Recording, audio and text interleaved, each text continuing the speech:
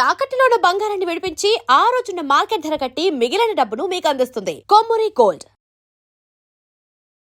వాగర్థావివ సంపృక్తౌ వాగర్థ ప్రతిపత్తయే జగతః పితరౌ వందే పార్వతీ పరమేశ్వరౌ. ఆదిత్యాయ చ సోమాయ మంగళాయ బుధాయ చ గురు శుక్ర శనిభ్యశ్చ రాహవే కేతవే నమః. శృంగేరి జగద్గురు పీఠాధిపతులకి, కంచి పీఠాధిపతులకి నమస్కారములు తెలియచేసుకుంటూ కార్యక్రమాన్ని ప్రారంభిద్దాం. ఈ రోజున మనం తెలుసుకోబోయేటువంటి అంశము జ్యేష్ఠమాసము శుక్లపక్షము ఏకాదశి తిథి.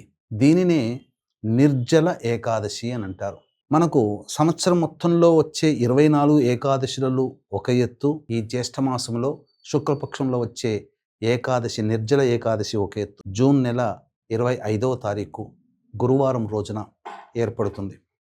ముఖ్యంగా ఏకాదశి అంటే మహావిష్ణువుకి అత్యంత ప్రీతికరమైనటువంటి తిథిగా చెప్పబడి ఉంది.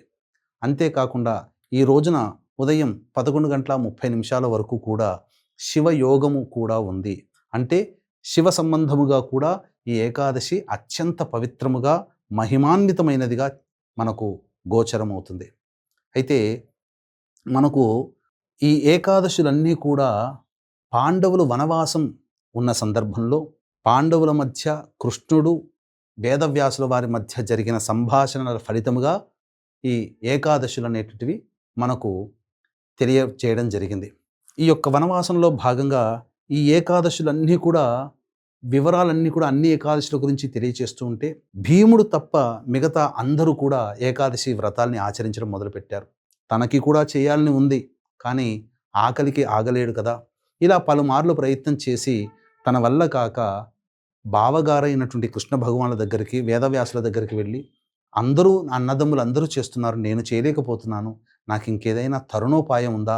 అన్ని ఏకాదశులు చేసేంత ఓపిక నాకు లేదు, ఏదైనా తరుణోపాయం చెప్పవయ్యా మహానుభావ అని అంటే, అప్పుడు శాస్త్ర ప్రమాణాన్ని అనుసరించి కృష్ణ భగవానుల వారు సెలవిచ్చినటువంటిది వచ్చే జ్యేష్ఠమాసంలో శుక్లపక్షంలో వచ్చే ఏకాదశి నిర్జల ఏకాదశి.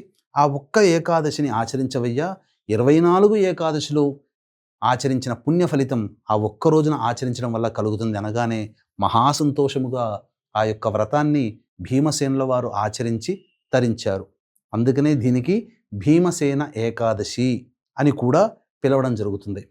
అయితే ఈ ఏకాదశి వ్రతాన్ని ఎలా ఆచరించాలి, ఆ రోజు ఆ యొక్క దైవ అనుగ్రహాన్ని పొందే ప్రయత్నం ఏ విధంగా చేయాలనేటువంటి విషయాల్ని క్లుప్తంగా తెలియచేసుకునే ప్రయత్నం చేద్దాం.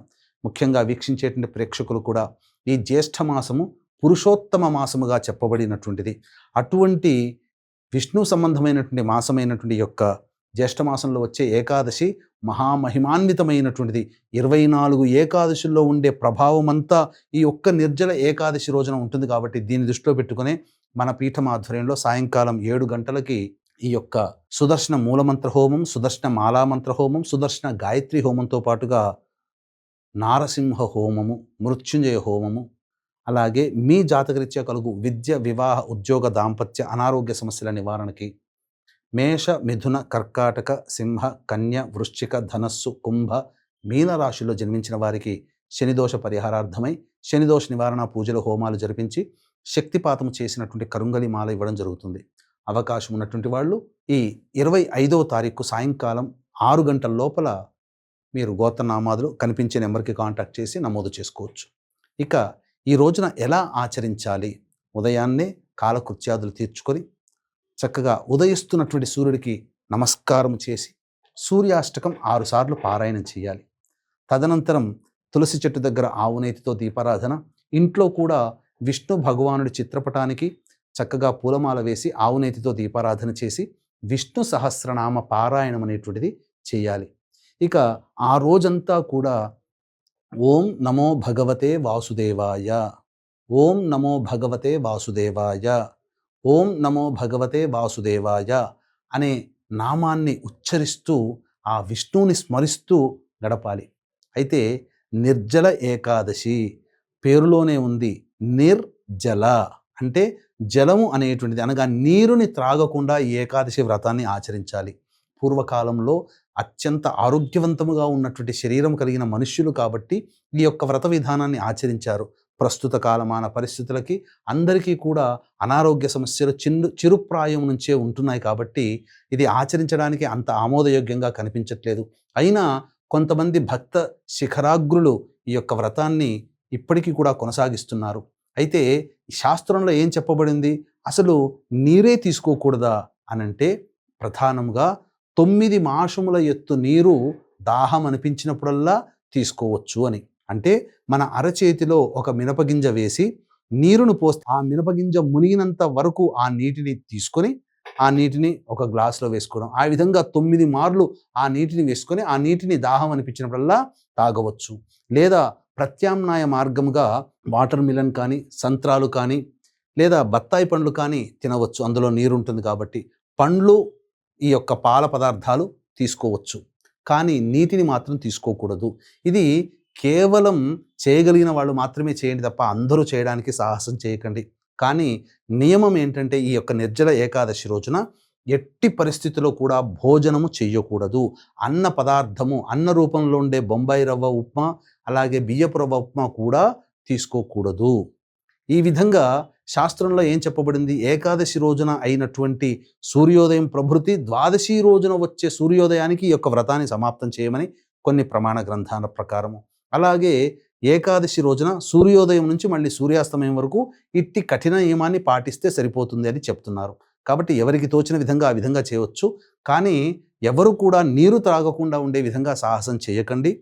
అందరూ కూడా తీసుకొని వచ్చు. కానీ ఎట్టి పదార్థాల్లో భోజనం మాత్రం చేయకుండా ఉండి ఆ విష్ణు నామస్మరణ పఠిస్తూ మధ్యాహ్నం పూట నిద్రపోకుండా ఉండి చక్కగా సాయంకాలం ప్రదోషకాల సమయంలో కాళ్ళు చేతులు ముఖం కడుక్కొని నోరు నుంచి 3 సార్లు పుక్కిలు ఉమ్మించి తదనంతరం విష్ణు దేవాలయానికి చేరుకొని ఆ విష్ణు దేవాలయంలో ఆ స్వామివారికి అర్చన కార్యక్రమం జరిపించుకొని అక్కడ కూడా వీలైతే విష్ణు అష్టోత్తరం కానీ, విష్ణు సహస్రనామ పారాయణం కానీ, ప్రదోషం కంటే ముందే రావి చెట్టు చుట్టూ ఓం నమో భగవతే వాసుదేవాయ అనే నామాన్ని జపిస్తూ 27 ప్రదక్షిణలు కానీ చేసి ఇంటికి వచ్చి ఆ స్వామిని స్మరిస్తూ కూర్చోండి.